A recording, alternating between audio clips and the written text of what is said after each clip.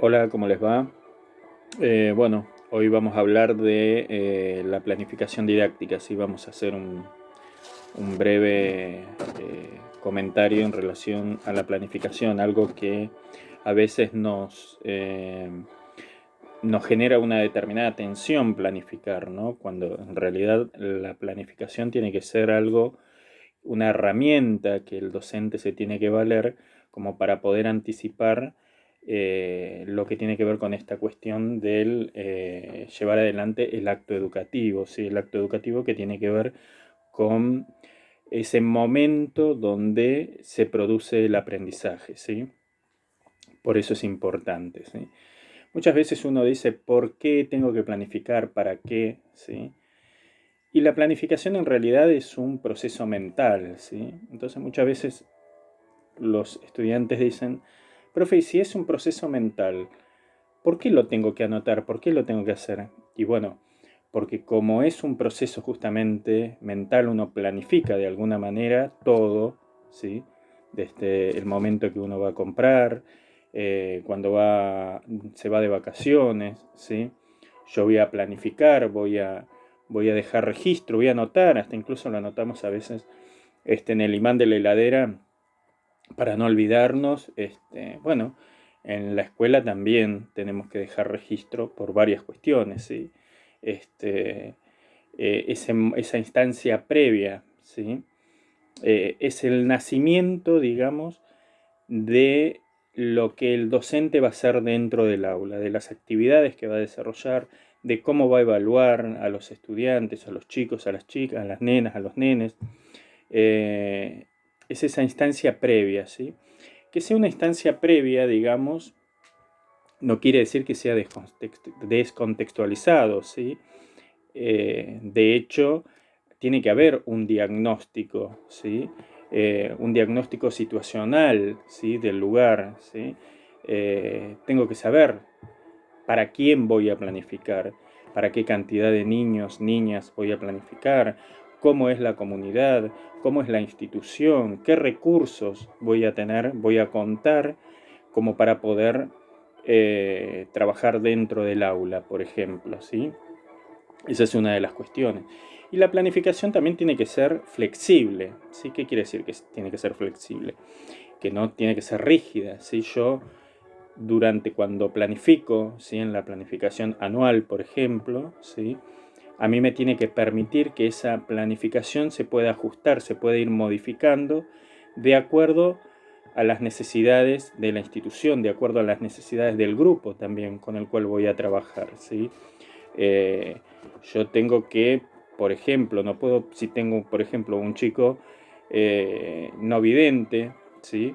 Tengo que trabajar desde la inclusión, ¿sí? Incluirlo también, obviamente, ¿sí? Este, y bueno, y trabajar también de acuerdo a lo que se establece o se estipula en los diseños curriculares también, ¿sí? Para poder planificar, recuerden que habíamos dicho que uno tiene que armar un marco conceptual, ¿sí?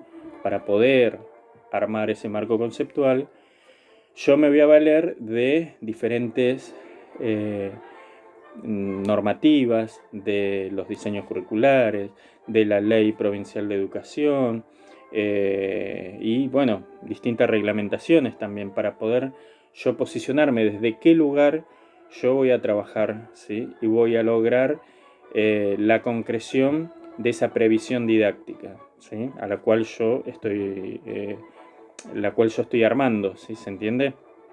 Así que bueno, y en realidad yo no planifico para la directora de la escuela o porque me lo pide la institución.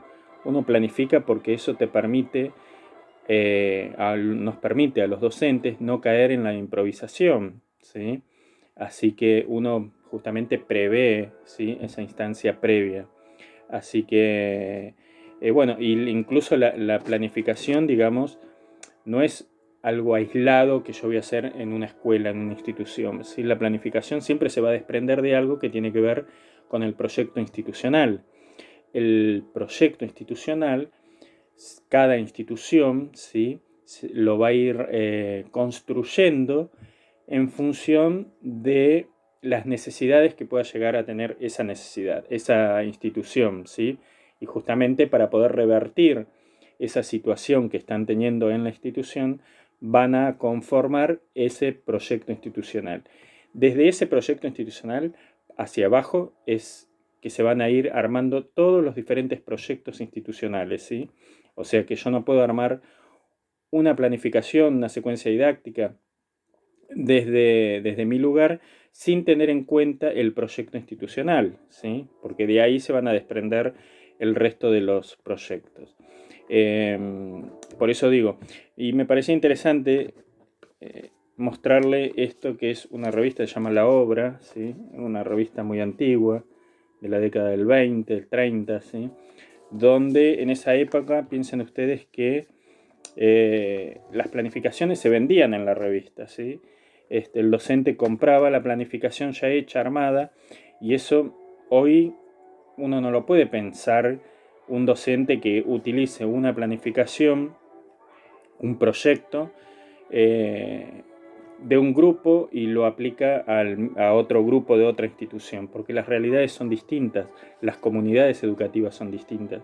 Incluso mismo dentro de la institución donde yo pueda llegar a trabajar, quizás trabajo en un primer año en el turno mañana y en un primer año en el turno tarde. Y yo quiero aplicar la planificación que utilicé en los estudiantes del turno mañana y aplicarla en el turno tarde y resulta que la planificación no me funciona o las actividades que yo planteé en esa planificación no las puedo llevar adelante. Me funcionó con un grupo, pero con este grupo no. Justamente porque tiene que ver ese contexto, ese grupo, son grupos distintos, ¿sí? Entonces yo tengo que armar mi planificación en función a el grupo al que estoy por trabajar, que eso lo voy a determinar una vez que yo haga ese diagnóstico, ¿sí? Pero bueno, en principio era poder comentarles un poquito esto de la planificación, por qué tengo que planificar, para qué tengo que planificar y demás. Después lo vamos a ir desarrollando más a fondo, ¿sí? Y vamos a hacer alguna actividad relacionada con la planificación, ¿sí? Así que bueno, nos seguimos viendo por este medio. Un abrazo.